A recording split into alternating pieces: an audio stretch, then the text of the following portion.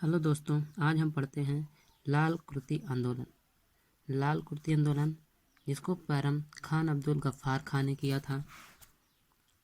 इन्होंने एक अखबार निकाला था पख्तून। क्या अखबार निकाला? अखबार निकाला था पख्तून, पाश्तो भाषा में। किस भाषा में था? पाश्तो भाषा में था। पाश्तो कहाँ की भाषा थी? अफगानिस्तान में। बाद में नाम 10 रोज़ा पड़ा। इस अखबार का बाद में नाम क्या पड़ा? 10 रोज़ा पड़ा। 1929 में एक संगठन बनाया। क्या होता है? 1929 में एक संगठन बनाया, उसका नाम खुदाई खिदमतगार था। क्या था? उसका नाम क्या था? खुदाई खिदमतगार, ईश्वर के सेवक। खुदाई खिदमतगार का अर्थ क्या था? ईश्वर के सेवक। फिर क्या होता है? 1930 सविनय अवज्ञा आंदोलन में खुदाई खिदमतगार भाग लेते हैं। क्या होता है? जब 1930 का सविनय अवज्ञा आंदोलन होता है, उसमें खुदाई खिदमतगार जो दल था उसने इसमें भाग लिया था सविनय अवज्ञा आंदोलन में। और सभी लोग क्या थे? लाल कपड़े पहने। जितने भी सदस्य थे लाल कपड़े पहने हुए थे, इसलिए उन्हें लाल कुर्ती आंदोलन कहा गया। क्या था? इस लाल कुर्ती आंदोलन के जितने भी सदस्य थे, क्या थे? जितने भी सदस्य थे वो लाल कुर्ती पहने हुए थे। क्या थे? लाल कुर्ती पहने हुए थे। खान अब्दुल गफ्फार खां जब गिरफ्तार हो जाते, फिर क्या हो जाता है? इन्हें खान अब्दुल गफ्फार खां को गिरफ्तार कर लिया जाता है तो पेशेवर में किस्सा खानी बाजार में जनसभा में गिरफ्तारी के विरोध में क्या होता है? जब इन्हें गिरफ्तार कर लिया जाता है तो पेशेवर में कहाँ पे? किस्सा ख्वानी बाजार में जनसभा होती है। क्या होती है? जनसभा होती है। किसके विषय में? गिरफ्तारी के विरोध में। जब इन्हें गिरफ्तार कर लिया जाता है उसके विरोध में। गढ़वाली रेजिमेंट वीर चंद सिंह के नेतृत्व में भेजी गई। और गढ़वाली रेजिमेंट जो थी वे वीर चंद सिंह के नेतृत्व में भेजी गई। गोली चलाने का आदेश देते, जो कैप्टन रॉकेट था उसने वीर चंद सिंह को गोली चलाने का आदेश देता है, लेकिन वीर चंद ने निहत्थे सत्याग्रहियों पर गोली चलाने से इनकार कर दिया। लेकिन जो वीर चंद थे, इन्होंने निहत्थे जो सत्याग्रहियों थे उन पर गोली चलाने से इनकार कर दिया। फिर इन पर क्या होता है? वीर चंद पर सैनिक कानून लगाया जाता है, कोर्ट मार्शल होता है। क्या होता है? इन पर कोर्ट मार्शल होता है और आजीवन कारावास कर दिया जाता है। क्या कर दिया जाता है?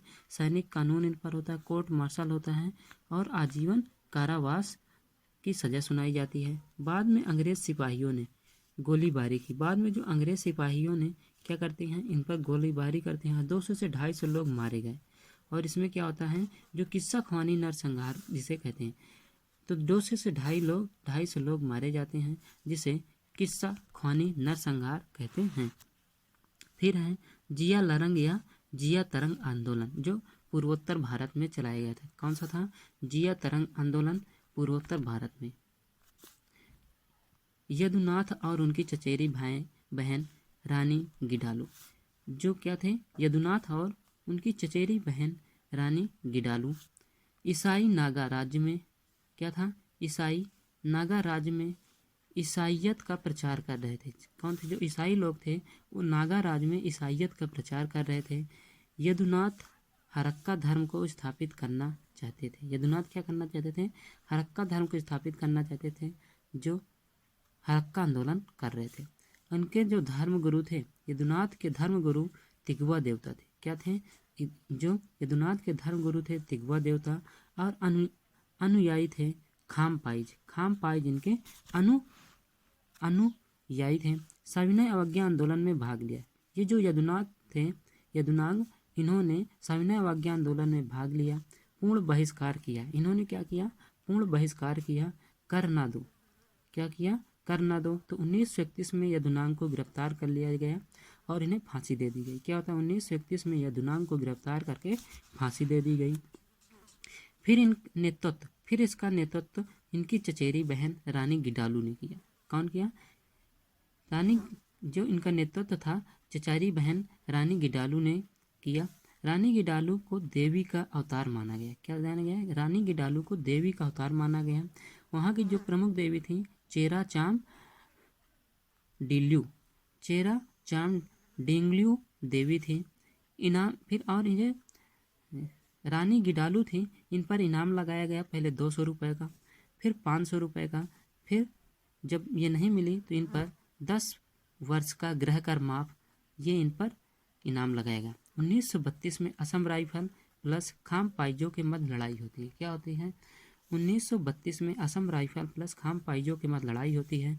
रानी गिडालू जब फिर गिरफ्तार हो जाती है, क्या हो जाती है? रानी गिडालू गिरफ्तार होती हैं और आजीवन कारावास की सजा होती है। क्या होती है? आजीवन कारावास की सजा होती है।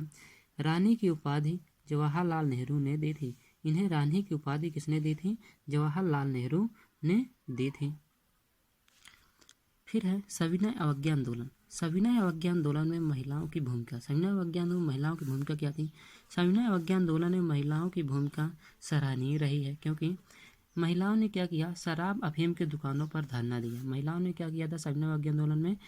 शराब और अफीम के दुकानों पर धरना दिया। दांडी यात्रा में भी शामिल हुई। क्या हुई? दांडी यात्रा में भी शामिल हुई। महिला संगठन बनाए। इन्होंने क्या किया? महिला संगठन बनाए और अवैध नमक घर घर बेचा। जो अवैध नमक था वो घर घर बेचा। दिल्ली में 1600 महिलाओं ने मार्च किया। दिल्ली में 1600 महिलाओं ने मार्च किया और गिरफ्तारियां दी। जुलूस निकाला।